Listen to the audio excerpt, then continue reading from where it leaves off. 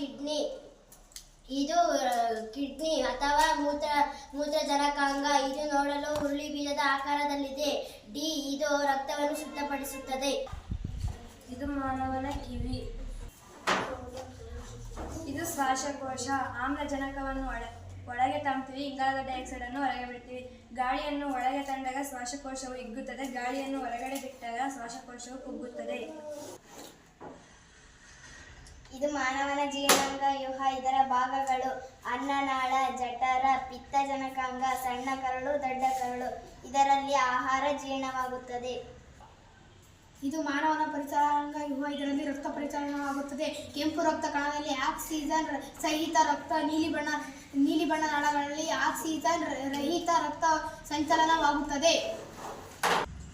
ಇದು 7 ಬಣ್ಣಗಳನ್ನು ಹೊಂದಿದೆ. ಇದನ್ನು ತಿರುಗಿಸಿದಾಗ ಒಂದು ಬಣ್ಣ ಕಂಡು ಬರುತ್ತದೆ, ಬಿಳಿ ಬಣ್ಣ. ಇದು ಸೌರಶಕ್ತಿಯನ್ನು ಉಂಟು ಮಾಡುತ್ತದೆ. ಇದು ಅದಿರುಗಳು. ಖನಿಜಗಳು.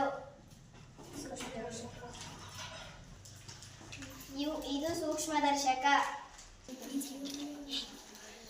ಮರದ ತುಂಡುಗಳನ್ನು ಪೆರಿಸ್ಕೋಪ್ ಮಾಡಬಹುದು. ಇದು ಎಟಿಎಂ ಅಲ್ಲಿ ನಾವು ಹಣ ಪಡೆಯಬಹುದು. ಎಟಿಎಂ ಕಾರ್ಡ್ ಅನ್ನು ಇಲ್ಲಿ ಹಾಕಿದರೆ ದುಡ್ಡು ಬರುತ್ತದೆ. ಇದು ಇಂಡಿಯಾ ಇಸ್ರೋ ಚಂದ್ರಯಾನ 3 ಅನ್ನು ಉಡಾವಣೆ ಮಾಡಿದೆ. ಇದು ಶ್ರುತಿಕವೆ ಶಬ್ದವನ್ನು ಉತ್ಪತ್ತಿ ಮಾಡುವುದು.